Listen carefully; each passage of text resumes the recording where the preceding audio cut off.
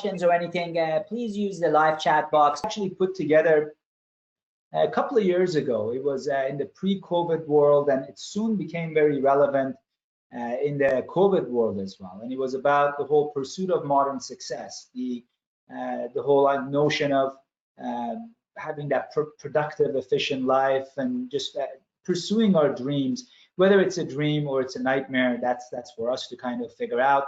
But the pursuit of modern success, a global dream or a nightmare, and we want to be talking about the impact of sleep on our total health from that perspective. I do want to kind of do a few quick little introductory slides, just mostly for my conflict of interest. As Oren mentioned, I am the head of faculty and a strategic advisor with Zephyr Sleep Technologies, so I do have some conflict of interest there. I am also the founder and the educator at Chark Education, which is a platform for training dentists in the world of sleep and airway management. We do a lot of training courses. I will be talking about some of our educational programs at the end today. And I'm also the clinical director at the Snore Center, which is a multidisciplinary clinic here in Alberta. And not a lot of conflicts for this presentation. I'm also a member of a few different committees and dental associations and societies across Canada, US, and Europe, but none of them directly relate to tonight's conversation and tonight's presentation from that sense. Here is my official conflicts of interest. As I said, head of faculty and a strategic advisor at Zephyr Sleep Technologies. I'm also a shareholder at the company. I have been getting financial support from many different companies that you can see their names here. And aside from that, a member at a couple of different committees. With that being said, let's just get right into it. Here's my email address as well. This is our website. This is how you can get a hold of me on Instagram or LinkedIn. If there's any questions or you want to get in touch with me, these are my contact information. I see my email is missing from this slide. My actual email would be my first name, Shouresh@charkeducation.com as well. With that being said, I want to start with a kind of like a little experiment, or rather, let's call it an exercise. And it's a lot easier when we do this live, of course, but I'm sure we can do this on a virtual level as well. And what I want everybody that is online with us to start thinking about some of these activities that you might have thought about in the past 2 years. You know, these are little life goals that I'm going to be talking about. And if you have thought about that, in your own world, I know we cannot raise our hand virtually here, but raise your hand and relate to the activities. Of course, since the COVID hit, some of these things might have changed our priorities in life. But let's talk about this. How many of you have thought about, if you had a little bit more time, it would have been nice if I had some more time in my life to meditate, to take care of myself, to relax, and to kind of get in touch with my roots, and kind of, again, relaxing and more time to meditate and take care of ourselves. Or you've thought about, hey, it would have been nice if I had a little bit more time to spend more time in the gym, take care of my physical health, perhaps. Maybe we have more time, of course, right now with the bans that they're closing all the gyms across Alberta and Canada, might be a little bit harder. Or perhaps, you know what, it would have been great to travel. I'm sure a lot of you are thinking about that today with all the travel restrictions that we're having around COVID. But it would have been nice if I had more time and I could have traveled and seen the world and see what the world has to offer. Or perhaps you've thought about, it would have been great while I'm doing the traveling to do some more shopping. You know, I wish I had a little bit more time, a little bit more money to kind of go around and start shopping a little bit more. Or a different kind of a shopping. We all kind of get happy with different kind of shopping and make it a little bit more expensive from that sense. Or as a matter of fact, it would have been nice if I had a little bit more time to spend with my family, to be around my loved ones, to actually experience the life the way I've always wanted to. So when I'm around my family, be in the moment, or perhaps even my friends, you know, I wish I had a little bit more time to connect with the friends that I haven't seen in the past 10 years. I'm sure some of these, let's call them dreams, or some of these goals probably relate to some of us on the call here. Or perhaps even I wish I had a little bit more time to spend time at work and socialize with my coworkers, or work on that little project that I've always wanted to do. And while you're thinking about this, all of a sudden, the reality of the world kicks in, of course, right? The little noise that we're all very familiar with, the little alarm clock going on, waking us up in the morning. And then you realize, well, you know what? There's just so much to do and so little time. And this is the world that we live in today, of course. I know with the COVID world, things kind of slowed down, but then it got busier in different sense. It always feels like we're always running after something. We're just too busy, and there's just not enough time. This whole notion of I wish there was more hours in a day or more days in a week, so I could do everything that I wanted to do. Social media doesn't help us either. The advent of technology, the advent of all these social media platforms, it creates a different illusion of reality. We're always looking at different people's lives, thinking, wow, this is how life should be, which in some cases is far from the reality. But at the same time, it's a human nature. When you see something, it kind of drives us to kind of work towards our best. It is what drives us to do what we do, but at the same time, it can be quite stressful and put a lot of stress on all of us. Then it's quite ironic because we have so much to do, so little time, but then we end up spending 1/3 of our lives sleeping, about 8 hours of a day in average. 1/3 of our whole lifespan gets spent in sleeping, or at least should be for that matter, unless you're one of these individuals here, for instance, Thomas Edison, who only slept a few hours per night. And one of his famous quotes, of course, is sleep is a heritage from our cave days. He believed that sleep is it's a waste of time. These are actually his exact words. And I find it quite ironic that his invention, which would be the light, is what affects a lot of people's sleep in today's day and age as well. Or Jay Leno, who only slept about 2-3 hours per night. And of course, he's the well-known comedian for the late night show here in North America. He retired a few years ago. I'm sure a lot of people are familiar with it. And again, when you look at what he brought to the audience and what he brought to the society was, again, late night shows. They knew exactly who they're targeting from, the consumers. Or Janis Joplin, which is the famous rock and roll singer, which she sadly enough passed away when she was young. And she didn't like sleeping because she felt like she was missing out on some good partying. Well, lack of a sleep and not a sleeping alone is not something particular to these celebrities or people that we know. As a matter of fact, when we start looking at the statistics around the world, there's some alarming numbers and statistics that we're seeing right now. Compared to our ancestors, based on National Sleep Foundation, we were sleeping about 2 hours less. In 1914, our grandfathers used to sleep about 9 hours a day. Today, as of 2018, as a society in North America, we're sleeping about 6.8 hours per day. We just have so much to do. We're trying to fit more. Just the cultural, we have a cultural shift towards sleeping less and not prioritizing sleep. Speaking of prioritizing the sleep, when you look at the statistics that are out there, the surveys show only about 10% of people in the world today actually prioritize sleep. If you look at the different list of activities, such as working, exercising, socializing with others, nutrition and health, sleep comes fourth on the list after socializing, after exercising and health, and surprisingly after work. So not a lot of people are prioritizing the sleep throughout the day. And no wonder when we actually look at the total population, 35% of population today happen to be sleep deprived in North America. Again, this statistics is from the National Sleep Foundation for the North American population. But when we look at the European population around the world, the numbers are quite familiar, quite similar to that. So we are dealing with, in a sense, a public health problem of sleep deprivation. It's not limited to adult population. Actually, when you look at the teenagers, 97% of teenagers today happen to be sleep deprived, and 7 out of 10 college students happens to be sleep deprived as well. So at this point, I think we all agree that we start looking at this statistics, there is some sort of a scary reality that is coming to our mind that, well, why 1 out of 3 people in this society is sleep deprived? And I think it relates to what I just talked about earlier. There is just, the world has too much to offer, and we're almost failing to keep up with the fast-paced life that we created for ourselves in that sense. But some of you might be asking, well, what is the importance of sleep? Well, I'm going to go over that. But before I go through that as well, not only the sleep is getting shorter and shorter in our society, not only we're not getting the amount of the sleep that we need, we're also not getting the quality of the sleep that we get. The sleep disorders are rising.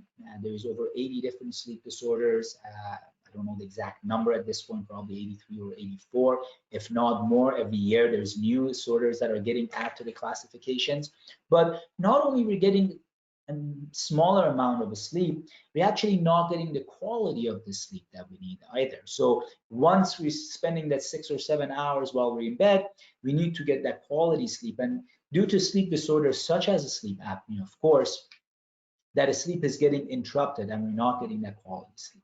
You put these two things together, we realize, well, we have a big public health problem called sleep disorder breathing or sleep in general. So what is the big deal about that? What is the importance of sleep? Most of you are probably familiar with some of the areas that I'm going to be covering, but I thought I would put this graph together because it kind of shows us exactly the importance and the impact of sleep over our overall health. It's not just our physical health. It's not just our mental health. It's not our work health or life health. It's just overall health. So when you look at sleep and physical health, we understand that sleep disorders or lack of sleep puts a lot of patients at risk of higher risk of having cardiovascular problems. Obstructive sleep apnea, if left untreated, increases the risk of having a heart attack by over 23 times. This is normalized for other risk factors. What does it mean, 23 times more risk of having a heart attack? Well, let's compare that with, let's say, hypertension or obesity or smoking. If you look at those three different problems or health conditions that patients might be experiencing, they only put the patients at higher risk of heart attack by 11 times, 8 times, and 7 times respectively. So when you start looking at that number, 23 times more risk of having a heart attack, it kind of grabs our attention. Hey, this is not about just a snoring. This is not about a noise. This is actually impacting people's physical health. How about strokes? 200% increase in risk of strokes. 85% of patients that have nocturnal strokes. That means that in the middle of the night, they have a stroke. They happen to have obstructive sleep apnea. We also know really huge statistics with regards to correlation between sleep apnea and diabetes. High percentage, as high as 80% based on some studies, 85% of patients with type 2 diabetes also tend to have sleep apnea. And it gets very hard for us to manage their diabetes if the sleep apnea is left untreated. The impact of sleep on fitness and BMI. Let's talk a little bit about that. Most of our weight management and weight regulation, of course, our growth hormone secretion, our testosterone secretion, all happens when we go into sleep and when we get the proper sleep. We now understand if we don't get that quality of sleep that we need, if we don't get that proper sleep architecture, due to the fragmentation that comes along with disorders such as sleep apnea, we're not going to get that proper regulation. We know sleep apnea increases the risk of weight gain, which in turn can actually make sleep apnea worse. We do understand patients with sleep apnea tend to have issues with proper level of growth hormone and restorative sleep. We also understand the regulation of leptin, which is the hormone that tells us how full we are when we're eating, or ghrelin, which is the hormone that tells us how hungry we are. It doesn't get regulated properly in patients that have sleep apnea, and we tend to crave more food that have high processed carbohydrate content in them, which actually increases the weight. So we can see the importance and the impact of sleep on our physical health, and I can continue on going, but you get the gesture of that. But let's talk about our mental health. You start looking at the impact of sleep disorders on mental health, you start realizing the seriousness of the sleep and lack thereof that we're dealing with in our society today. High correlation between depression and anxiety. The mechanism by which patients that have sleep apnea, they get increased risk of depression, seems to be correlated to higher sympathetic tone throughout the nighttime and high cortisol levels, which is our stress hormone. We also understand now there is a big correlation between lack of sleep in patients with Alzheimer's disease as well. So when you look at patients with Alzheimer's disease, one of the classic markers of Alzheimer's disease is accumulation of a protein in the patient's brain called amyloid beta. Amyloid beta is a byproduct of the basically the ATP breakdown in our brain. In patients with Alzheimer's disease, we get a lot of accumulation of amyloid beta protein, which in a sense interferes with our glymphatic system, which is the system that cleans our brain when we go into sleep. Studies have shown now that lack of sleep, even for 1 hour per night, would result in increased amyloid beta accumulation in a healthy patient's brain. So there's a lot of studies that are happening in that area as well. And of course, the impact of sleep disorders on our short-term memory and long-term memory has been shown by many studies in the past decade as well. We understand that for our volatile memory that we accumulate throughout the day, to move from the volatile portion of our brain to the non-volatile portion of our brain, we do need to go into our deeper sleep and REM sleep in some studies to be able to consolidate those memories, and lack of sleep impacts that as well. How about work? Now there are studies that also show the impact of sleep on our creativity, on our income level, even, or even our management to be able to cope with the stress in that sense. Of course, in North America, we know there is over 100,000 deaths per year that happens due to medical errors that are a result of tiredness and lack of sleep as well. Now you can see how sleep is impacting our work health as well. And of course, the impact of sleep disorders on our overall social life and general life has been well known for many years as well. We know patients with sleep apnea, they tend to have a shorter life expectancy. Severe sleep apnea is left untreated. Based on the literature out there, shortens their life expectancy by almost as much as 10 to 15 years. It is a big impact on our relationships. Number one reason for people to sleep in different bedrooms for couples happens to be snoring in North America.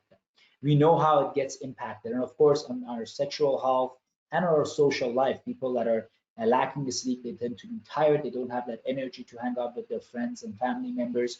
Now you start looking at this cycle and this wheel, you realize, wow, sleep is impacting every part of our health. It's not just our physical health. It's not just about that medical being healthy medically. It's actually for our mental health and work health and life health.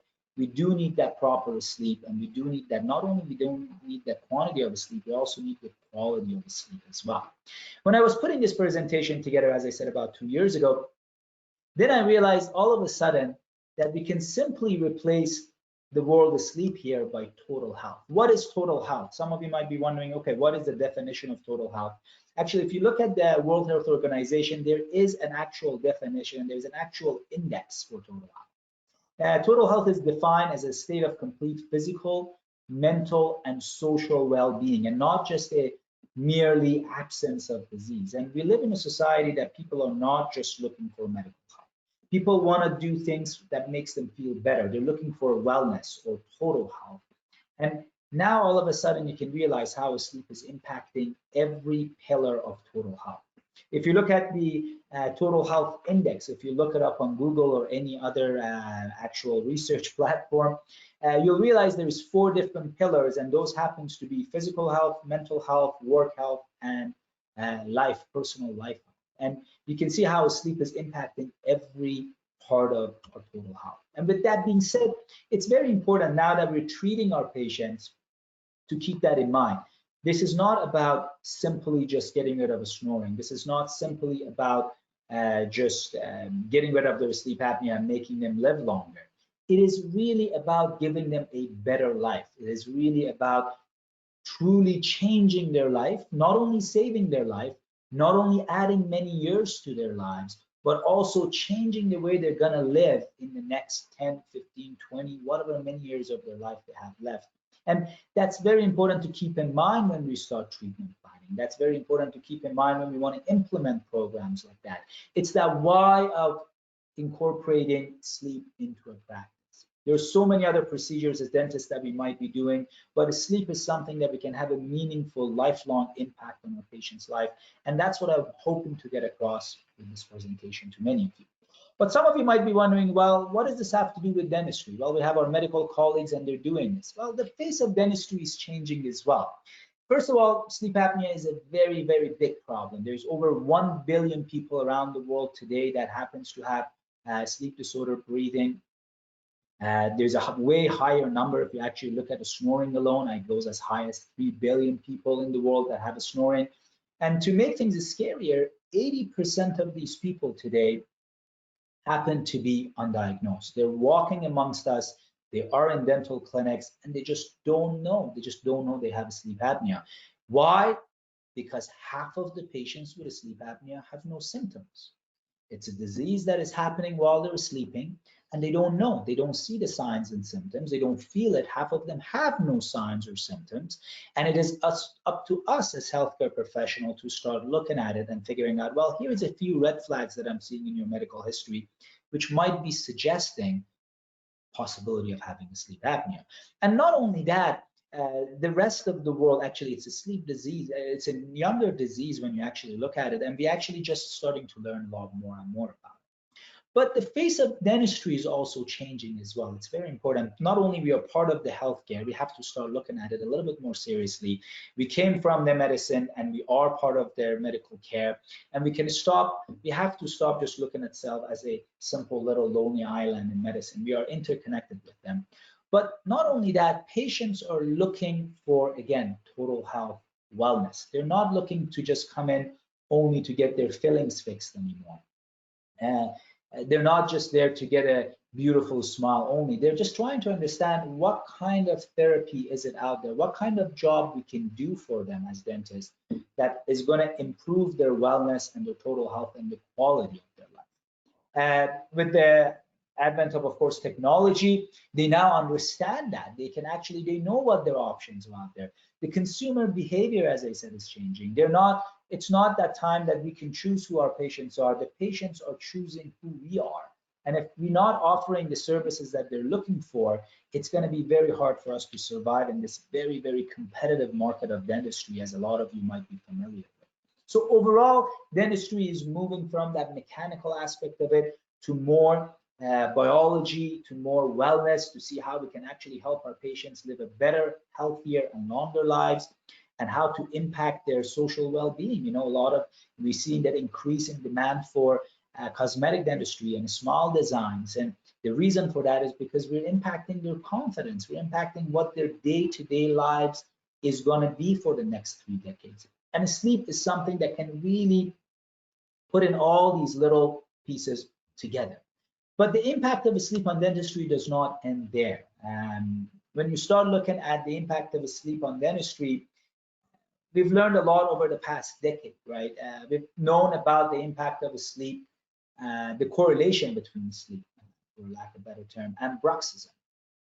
Bruxism is one of those areas of dentistry that has been a hot topic of conversation for the past, many years, as far back as 60s, 70s, 80s. When we look at it, there's always different ideas about occlusion, different ideas about TMD, different ideas about product selection and material selection, and bruxism is always in the center of it. What causes bruxism? The impact of bruxism on our treatment planning, the impact of bruxism on our restorative options. So you look at a patient like this, they walk in with such severe enamel loss. The first thing that comes to our mind is, okay, how are we going to, first of all, prevent this enamel loss to get worse? And also, how are we going to restore these teeth? How are we going to replace the tooth structure that they've lost, or perhaps restore some of the old restorations that they have there? And bruxism is going to be central to every one of those decisions. What kind of material we want to use? Do they have heavy bruxism? If they do, perhaps we want to look at some stronger material. Or if we want to end up doing some sort of a smile design for this patient, we must keep their bruxism under control and their parafunction under control. Well, some of us might do that with just simply giving them a splint, upper 2mm hardest splint, or whatever it is, upper balance splint. I'm going to take a moment here, and I want you guys to start listening to this part really closely. About 70 to 80% of patients with bruxism also have a sleep apnea. We don't know the exact causal relationship between the two. It's not to say that sleep apnea is causing their bruxism, but we do definitely know that bruxism is harder to control if they still have untreated obstructive sleep apnea. But not only that, the treatment that we're going to be providing for bruxism, such as an upper balance splint, could impact their sleep apnea as well. And there are studies out there that is showing us that in about half the patients with sleep apnea can get worse by almost 50% if we are giving them an upper balance splint, in fact, to manage their bruxism. What does it exactly mean? What am I trying to say? What I'm saying here is, if we do not take into consideration their existing sleep disorder breathing, such as a sleep apnea, we are really going to be missing an important part of the treatment plan. And we may be missing one of the important factors that impacts the prognosis of our treatment, whether it's going to be one filling, whether it's going to be a smile design, whether it's going to be a full mouth rehab. We need to take into consideration all the risk factors. It's very similar to them if they were a smoker, if they had other medical condition. We need to keep that in mind. Otherwise, we're not doing a good job doing a proper dental treatment. How about sleep and periodontal disease? Well, we now understand that there is a very, very high percentage of periodontal patients that also have sleep apnea. There's many different hypotheses about why that's the case. We see a very, as I said, high prevalence of periodontal disease in sleep apnea patients, perhaps due to their mouth breathing, or perhaps due to the similar inflammatory markers that patients in sleep apnea disorders, have as well. When we look at obstructive sleep apnea, in a sense, it is a chronic low inflammatory disease. When you look at a sleep apnea patients, they have really high systemic percentage of systemic levels of interleukin 6, interleukin 8, C-reactive proteins, different proteins that create inflammation throughout our whole body. What is periodontal disease? It is an inflammatory disease. So if you're just going in there and doing local debridement, trying to manage their periodontal disease, we may not achieve the same prognosis, the same treatment results that we would have wanted if we ignore their sleep apnea. We must manage their sleep apnea to be able to properly put a treatment plan for periodontal disease together. Well, the impact of sleep on orthodontics and pediatrics have been known for many, many, many years. We know in children with sleep apnea, we tend to see similar problems in terms of craniofacial growth. We know kids with breathing disorders, whether throughout the daytime or whether throughout nighttime, they tend to have a smaller maxilla, bigger tonsils, bigger adenoids, which are risk factor for sleep apnea as well. And patients with sleep apnea as well, we know in pediatric population, they do not have the same proper craniofacial growth as a lot of healthier patients would do. Of course, the higher prevalence of ADD, ADHD, attention deficit hyperactivity disorders. We know about 50% of patients with ADHD also have sleep apnea in pediatric population. And by us trying to manage all those issues without having the regard for their sleep disorder breathing, we might be missing a very integral part of our treatment plan. How about the impact of sleep apnea on implants and surgery? Excuse me. When we start looking at the research that is coming out in the past few years right now, we also have seen that there is more restorative failures in implant dentistry in patients that have obstructive sleep apnea. We don't know the exact causal relationship in here, but we do know that in patients that have obstructive sleep apnea, they tend to have more restorative failures in implants. And also in terms of surgical procedures, such as implant dentistry, such as wisdom teeth removal, such as periodontal grafts, they have slower healing due to lack of proper sleep, and they have higher pain perception. They have hyperalgesia. We know in patients that they don't get proper sleep due to their obstructive sleep apnea, they may not go into REM, and lack of REM creates a problem called hyperalgesia. So you have the higher perception. How about a sleep and TMD? When you look at TMD, in a sense, TMD is a chronic inflammatory disease as well. We got inflammatory markers in our joints. We do have muscle problems. We do have parafunction problems.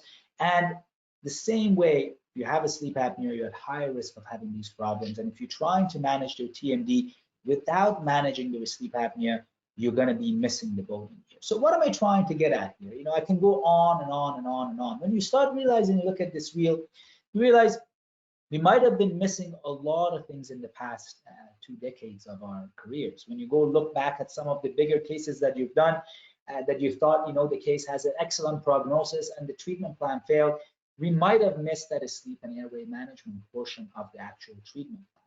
The problem is the eyes don't see what the mind doesn't know. If you don't look for it, you're not going to be able to see it. And I highly encourage a lot of you to go back and look at some of these cases, or if you're treatment planning them at this point, start thinking about a sleep and airway management. So in summary, what this picture puts it really, really nicely together. When you try to do a good comprehensive dental treatment plan, what we're trying to accomplish is a beautiful architectural piece here that is functioning well together. When you look at this arch, for instance, it's only being held up there because we have all these great, amazing pillars that is supporting that beautiful arch on the top. If we're missing one of these pillars, we're going to be putting more stress on the other pillars, and we may be running the risk of losing that whole beautiful architectural piece that we're seeing here. What does this mean with dentistry? When we do a proper comprehensive treatment plan, this is what we're trying to accomplish. We look at the endodontic health, we look at the periodontal health, we look at the orthodontic health, we look at their TMD, we're looking at their caries risk, we're looking at all these different factors of treatment planning to do what? To make sure we're minimizing and managing the risk factor which can put our treatment prognosis at risk. Now we have to start looking at this and realizing sleep and airway management must be part of this initial examination.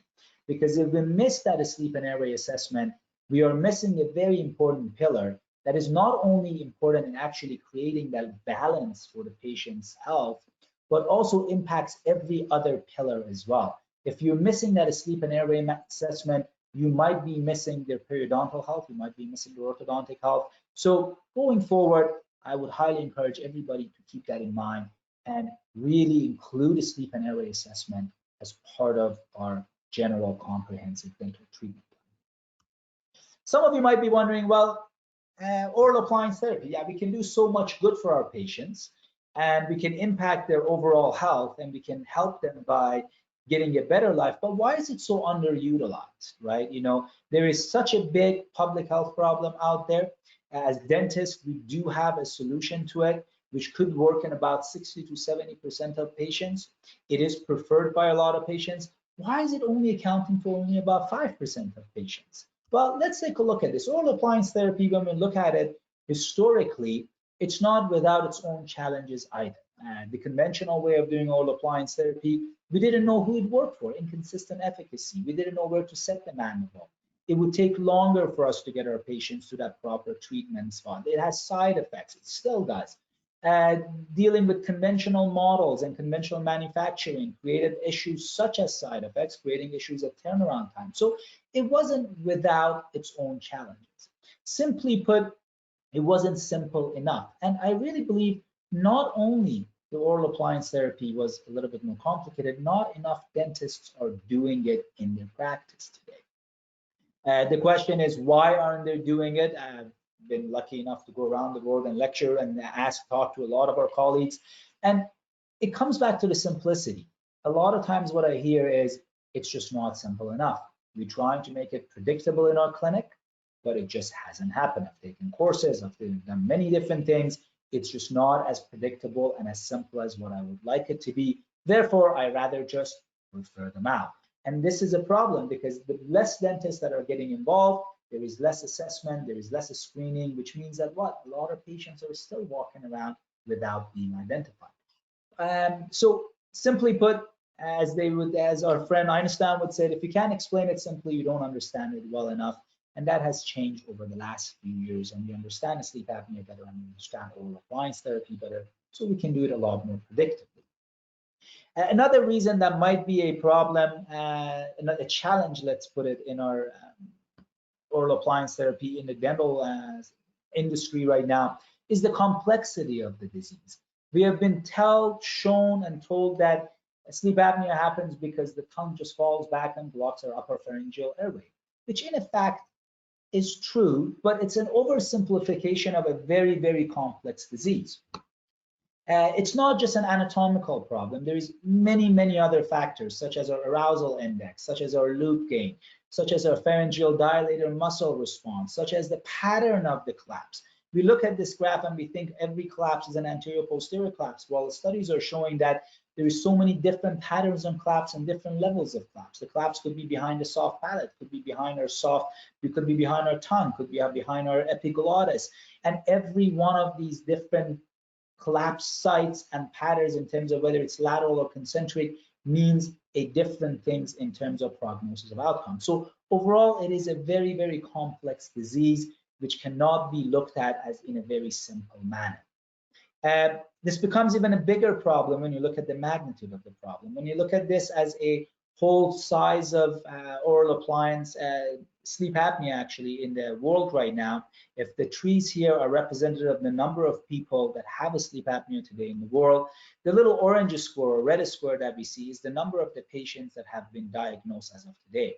You can see how many patients are still out there that have not even been diagnosed. We have a lot of challenge ahead of us to be able to make a meaningful impact in the world of obstructive sleep apnea. And only about this many of them, this yellow square here, is the number of the people that are actually receiving oral appliance therapy today. So you start looking at this, you realize, well, we have a lot of challenges ahead of us.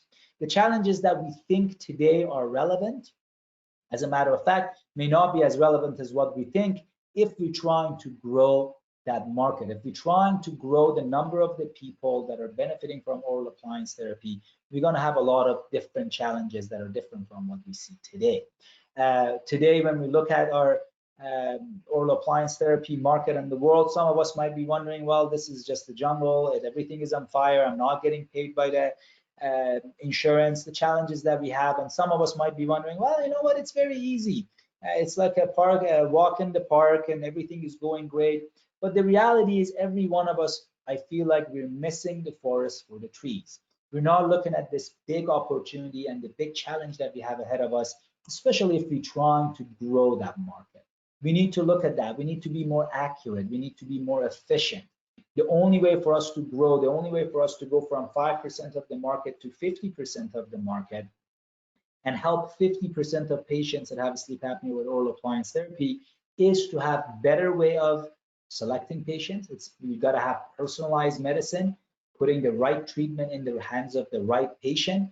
We cannot have a lot of human errors. We got to minimize uncertainties.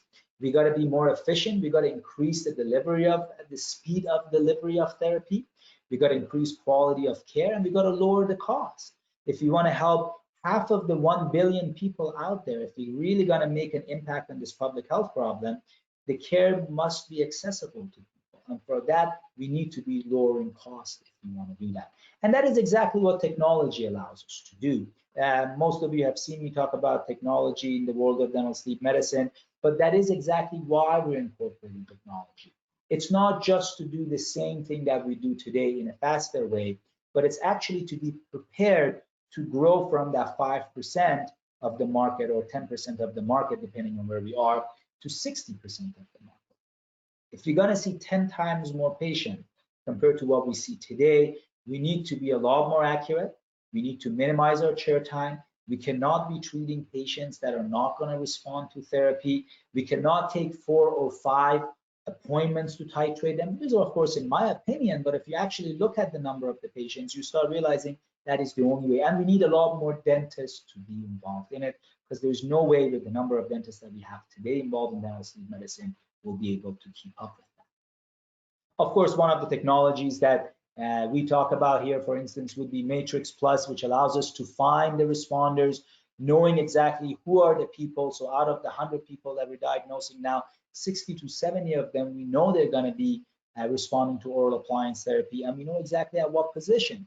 That's not just to make an appliance at the target, but that actually allows us to have 2 really important pieces of information to treatment plan the therapy better. What do I mean by treatment planning the therapy better?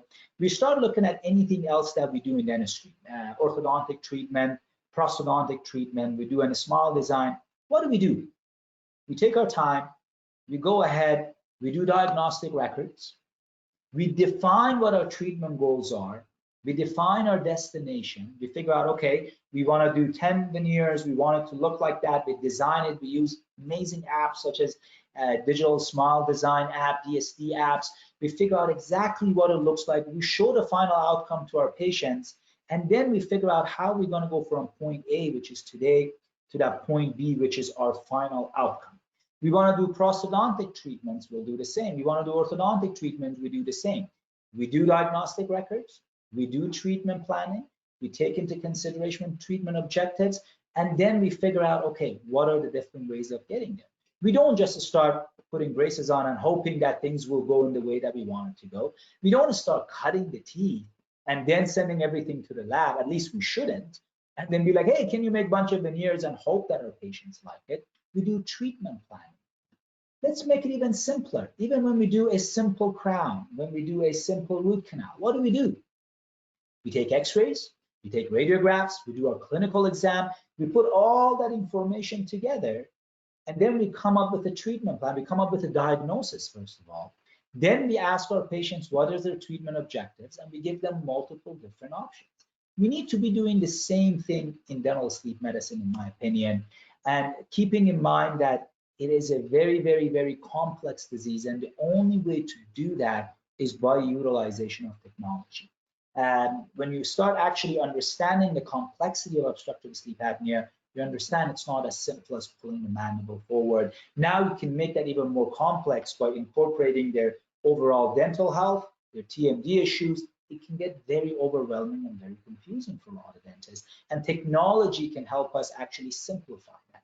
Now we can use those two data that I talked to you about, whether they're going to respond and at what position, and then before making an appliance and getting ourselves into trouble, knowing what we need to be doing in advance and whether or not we do have the skills to be able to help a specific patient, or are they better off to go and get a different kind of therapy in that sense. So this is the basis of what we call a smart care protocol for sleep apnea is. This is the protocol. This is the in a way the treatment planning flow chart that I really promote and teach to our students, to actually spending a lot more time on treatment planning as opposed to just making an appliance and hoping that it works. So it's the whole model of awareness, diagnosis, treatment planning, not just simply skipping this and going into treatment and hoping it works. We want to focus on case selection. If you have only the simplest skills, you will be able to help patients that have simple cases. Simplicity does not relate to AHI only. Simplicity relates to many things. Do they have TMD problems? Do they have a lot of dental work that needs to be done? Do they have other issues that we need to consider? Do they require a lot of protrusion before they can actually be treated properly?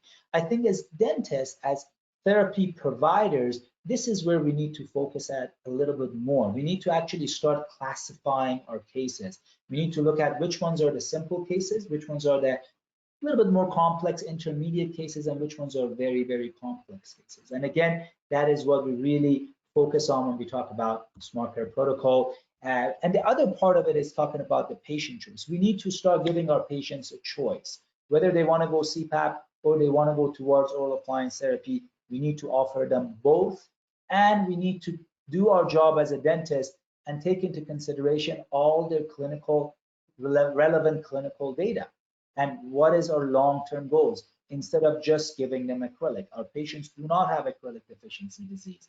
They have a sleep apnea. It's a chronic, lifelong disease, and we need to treatment planning it in that sense, when that being said.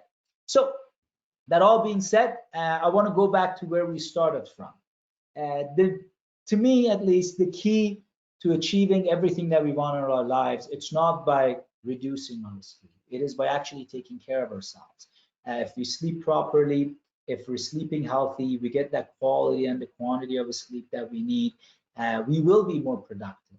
We will have that time to meditate. We will have more time. Instead of spending 3-4 hours on a project, we can perhaps get it done in a matter of an hour and use that other hour and a half to spend the time in the gym and call our old friends and hang out with them, and maybe even have time to go out shopping with them too. And maybe, and only maybe, when the borders open up, we can get on that plane and start actually travel and see each other and see what the world really has to offer. And that is really my hope. We got to remember, this is not about just, again, getting rid of a disease. We're getting rid of a disease for another thing, and that's to provide a better quality of life for our patients. We want them to live a longer life. We talk about saving their lives a lot. That's great. Saving lives, in my opinion, in my humble opinion, only matters if they're living an amazing, amazing life.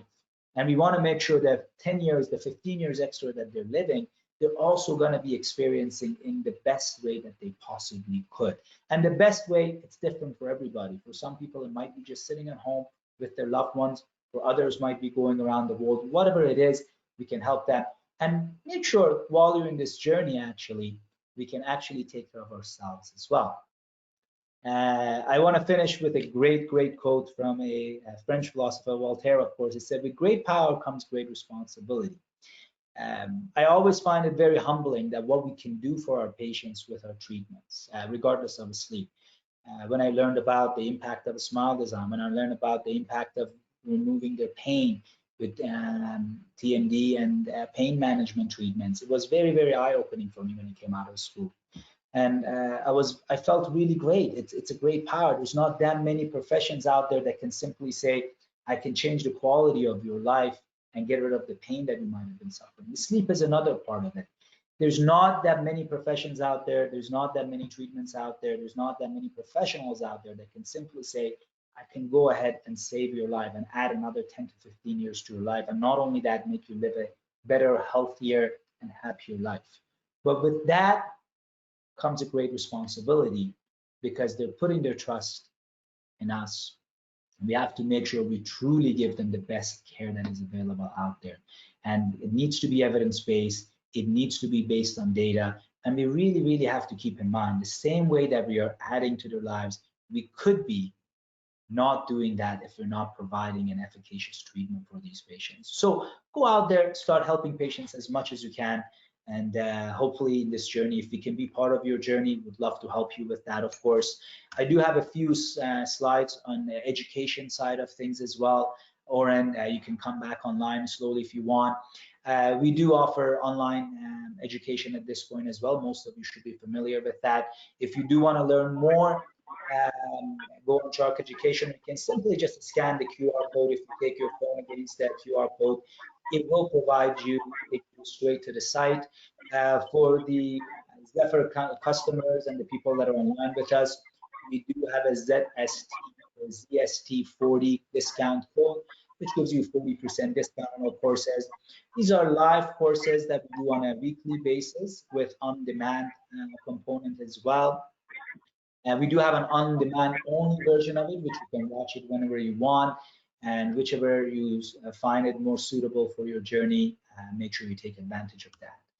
I'm going to pass around here. I already covered that. There are some scholarship opportunities as well. ProSomnus very gladly provides us with full scholarship for some of these courses. If you're interested to learn more about it, make sure you contact them, or simply, as I said, scan this code. And make sure you sleep well tonight. With that being said, Oren, this is all yours. Thank you so much, Shouresh. So there's first of all, thanks for the talk. Wonderful as always to have you. Great to see you, like I mentioned before. A couple of house cleaning things. So if you haven't done so, feel free to add some questions into the chat. We will try and be as respectable of everybody's time as possible. So I know we're coming up to the end of our time. There's a couple of things that we'd like to cover. So first is our new technology announcement. So this was released a couple weeks back. What we've done is improved our Matrix Plus Theranostic study, and this is really driven by improving the patient experience. So what we've done is we've actually removed one of the sensors that's required for the patients to set up for their study, and we can get the same results. So that's something that's very exciting, and if you hadn't had a chance to use that new study, definitely do so, and it's really a great experience for your patients. A couple of promotions that I just want to speak to for new or current customers. We're offering a $2,500 manufacturer's rebate on all Matrix Plus systems purchased until the end of the year. So there's a couple weeks left for that. And then finally, for any current customers, if you're scheduling a sleep theranostic test or a combined study, we will be replacing the disposables that you use. That would be from October to December at no cost. So this is really a great opportunity to get to using the device, get comfortable with it. There's a couple of weeks left there, so really good chance to get going. And Shouresh, I think we probably have time for maybe one or two questions. So the first one, you guys need me, so. So the first one that I'd like to go at is it was about bruxism. So you mentioned the correlation between bruxism and sleep apnea. How do you address a patient clinically that presents with bruxism? Well, that's a very broad question. Again, I want to start with saying that the fact that it's still unknown the exact causal relationship. But what's very important to keep in mind is the fact that every time you see sleep apnea, you should be thinking about bruxism. And every time you see bruxism or parafunction or TMD issues, you should be thinking about sleep, which means that either way, you have to rule out the other. So when you look at a patient that comes into your clinic, they do have a sleep apnea, definitely you got to keep in mind whether or not they actually have parafunctional bruxism, because that will impact your appliance design, that will impact your material design, that will impact the amount of protrusion even. That's part of the treatment planning that we're talking about. So we take that all into those consideration. And if my patient has severe bruxism, that might be related to other factors other than sleep apnea, such as even perhaps medication, perhaps some psychosocial problems, perhaps some occlusal issues. There's many different factors people can have bruxism. We have to keep that in mind. And number one, how much protrusion they might be able to handle. Would they be able to be at their 80%, 90%, 100% of their protrusion, or they cannot go further than 50%? And also, what type of material do they want to use? What kind of device design we want to use? Everybody asks about appliance selection. Appliance selection only matters in the context of treatment planning. There's not one appliance that matters. But let's look at it from the other way around. You're a general dentist and you're seeing a patient and you plan on doing as simple as a crown, never mind doing in a small design, and you're noticing signs of bruxism. It is very prudent every single time, I would say, to screen the patient. It doesn't mean that you have to do any sleep study. It could be as simple as asking a couple of questions about their sleep, but most importantly and simpler, just simply use a validated screening questionnaire, such as a stop bang questionnaire, such as Berlin questionnaire, just to make sure you're not ignoring your sleep. You'll be surprised how many times the moment you ask that, your patient is going to say, oh yeah, no, I snore every night, or actually I've been diagnosed with a sleep apnea and I've been wearing my CPAP. Well, if they're wearing their CPAP, then you're at ease, right? They either want to look at oral appliance as an option or not, depending on why the patient was there, or there might be an opportunity for you to help them and they're not using their CPAP. The bottom line is you do want to keep in mind both before treatment planning which direction you want to go. If you're doing TMD, my simple rule of thumb is this. If they're coming to see me for TMD treatment, I want to make sure I treat their TMD and I manage their airway. Why? And I treat their sleep apnea, for a better term. Why? Because if I don't treat their sleep apnea, I won't be able to provide a good prognosis for their TMD treatment. I might be provided good enough, but it's not the best. But if they come to me for sleep, I have to make sure I take into consideration their TMD joint health and muscle health when I'm fabricating an appliance. One of the things that we always talk about is if the patient has an internal derangement and they have anterior disc displacement, for instance, they simply put they have clicking or popping, we need to capture that joint while we're doing our bite registration. That's one of the main reasons perhaps we have people that have developed side effects in the treatment. So simply put is keep in mind the patient's chief concern and chief complaint, and then look at both and put them all together as part of your diagnostic records, and then sit back for a second before jumping into making them an acrylic device and put a treatment plan together and how I'm going to answer that. And it becomes a lot simpler. Let's use an example. Patient comes in and they have TMD with very little sleep problems, and you don't know whether they actually have a sleep apnea. Well, there are times that you can use an actual device as a TMD appliance because they can basically support the jaw in the position that it needs to be. So every case is different. Key is to take in as many clinical information as you can into consideration and knowing where you're planning on going. If you don't know where you're going, you'll end up someplace else. So whether or not an appliance is going to work for them, because otherwise the discussion is going to be irrelevant. Again, talking about matrix, we need to know whether or not an appliance matters to them. I have bruxism. Well, that's great. I figured out you have a sleep apnea. Can I even do anything with oral appliance therapy, or am I making it complex? It may end up in a simple splint, but I need to gather data and treat it. I don't know if that answered the question, or did I make it more complicated? It was great. I think you took us through your thought process, which is really the where I think this was going. I think we've got time here. We'll do one more question. Any guidance with helping patients get some financial help in terms of coverage? Ooh, that's a very, very big question. It depends where you live. So I cannot probably teach you everything about, actually, you know what, why don't I, should I get rid of our screen here? So I can actually, because everybody I think is just seeing the screen, or did you stop sharing the screen here? Well, you're sharing your, yep, there you go. I think this is a little bit easier, perhaps. There's a little bit more human touch into this. There's two ways of answering it. One, of course, is looking at the medical and reimbursement and all that. Of course, that's another webinar on its own and perhaps another course. And depending on where you live, that's a different story. On the other hand, I'm going to talk about how I've always looked at any dental treatment. And you can, or any kind of treatment, forget about sleep. You can try to sell, whether we like to use that term or not, it is the truth. Every time we get a patient on treatment, we are selling treatment, in my opinion. You can do it based on price, or you can do it based on value. If you have a price-conscious clinic, it becomes very difficult, because every time you say price, people are going to compare your price to the price that they're paying for other commodities and other services that they can get for that. And perhaps they're going to start comparing your price to the other people that are providing the same care.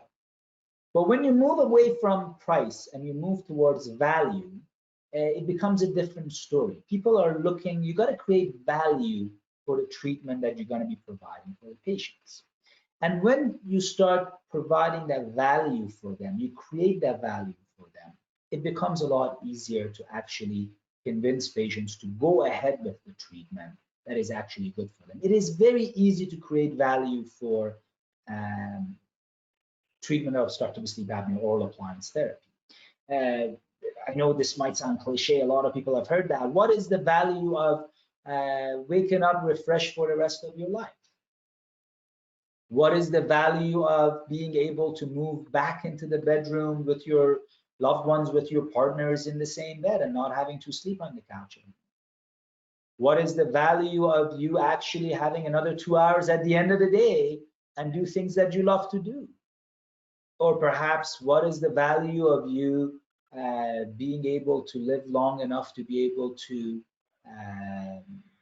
attend your grandkids or your kid's wedding or graduation? I can go on. And it shouldn't be like that. You got to figure out what matters to your patient. It goes back to the basics of dentistry, chief complaint. Figure out what it is that they came in for. In my course, I talk about that a lot. You got to figure out, you got to understand everything. You got to stay quiet and you got to listen to your patients, and they will tell you exactly why they're sitting in your chair. And then just focus on that and use that. Maybe they're in your chair because they hate their snoring and they don't care about the medical consequences of it. Well, then that's easy. You got to focus on the snoring. Maybe they hate wearing their mask.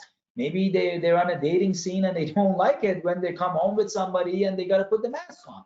Trust me, the value of that is a lot higher than what you think, right? And you know, I've seen people, they tell me, hey, well, you know what? My patient tell me they don't have money to pay for a crown, but they're leaving my office and they're like, oh yeah, we're going to Mexico this weekend. And you're like, well, you just said you didn't have $1,000 or $1,200, whatever your price is for a crown, but you have price to pay $7,000 to take your family. It's the value. You got to figure out what the value is, what matters to them, and increase the value of the therapy. What do we do in our clinic at the end of it? Once you create the value, the question becomes, okay, how can they pay? Because financial reality of the world is there. Maybe they really don't have that lump sum payment and they don't have medical coverage either. Well, then you got to help them. You got to help them figure out whether it's a payment plans, whatever works for your clinic. But key is to have a value-based clinic instead of insurance-driven clinic, and utilize insurance only as a supplement to a decision that they've already made. What I tell my team always is, our patients, if they're not going to go ahead for the treatment just by the end of the little 1 hour consult we had, without asking the question, oh, is my insurance covered or not, that means that we haven't done our job properly. And if they ask you how much it costs, it doesn't mean that they care about the price. It's just they need to know whatever we purchase. There are times that, you know, if for a female audience, if they want to buy an expensive purse, they go into a shop, they buy a purse.